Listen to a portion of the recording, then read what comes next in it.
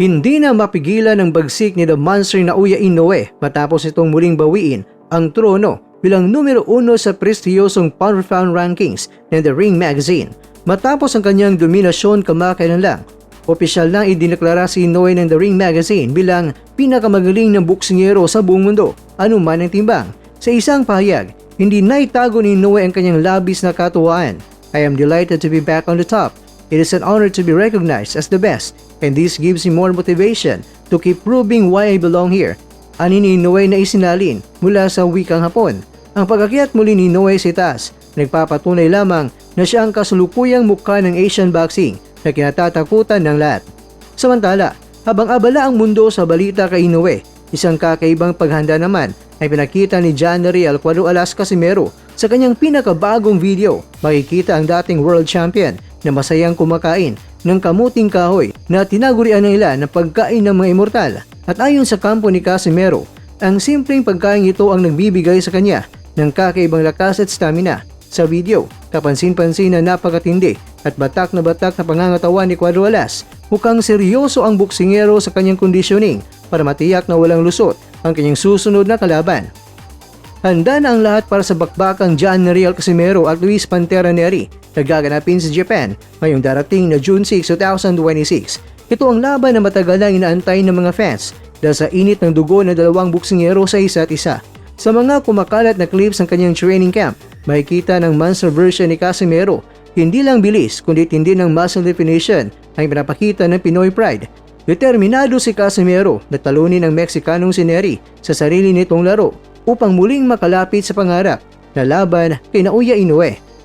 Samantala, nagdiriwang si Inoue sa kanyang pagbabalik bilang Pound for Pound King. Sa kabilang banda naman, ang angas ng Pinas na si Jannery Casimero ay abala sa pagkukondisyon gamit ang pagkaing probinsya kaya ng kamuting kahoy, pagkain ng pangimortal.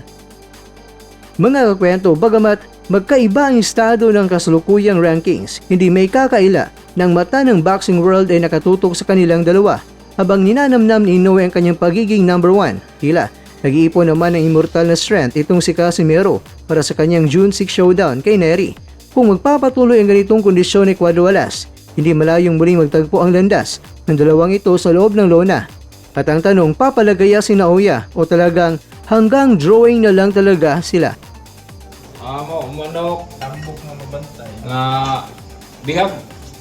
Aniya, ang kang Cuadro Alas. Balangoy. Balangoy bihag. Maungaling balangoy nga pang immortal. Balangoy yung mga boss. Gisug ba naman nila mo guys? Gisug ba? Yagan ang balangoy. Gisug ba na mo daw? Pagod ka oh. Sinug ba nga balangoy din? Ayan. Marat ang mga boss Naba, si Neri walang hangin. Kasi hindi tayo nakakita ng ano ba? Hindi tayo nakakita ng suntukan talaga ba? Kumbaga, lakdap po, at kitag lakdap. Nakakita na tag lakdap sa 10, 11, 12. Nya, kaya mayra po yung kaya nga lakdap. Wala ingon nga, binailuan ko mo ba? Nabas karon kay giinan nga buhingal si Neri. Neri, si Inoue sa Japan. Mayang gabi, good luck. Sa bawat suntok, may pangarap. Sa bawat... Mga kakwento, hanggang dito na lang muna ang ating kwentuhan. Huwag kalimutan na mag-like, share at subscribe. Ako po si Mr. Kwento. Ito ang mga kwentong maaring hindi pa nakwento sa inyo. Tayo ng boses ang hindi pa napapansin ng mundo. Samahan niyo akong busisiin ang bawat kwento at bawat sakripisyo ng mga mandirigmang mga Pilipino. Ito ang kwentong di pa nakwento. Pilipinas para sa mundo. Pilipinas para sa mundo.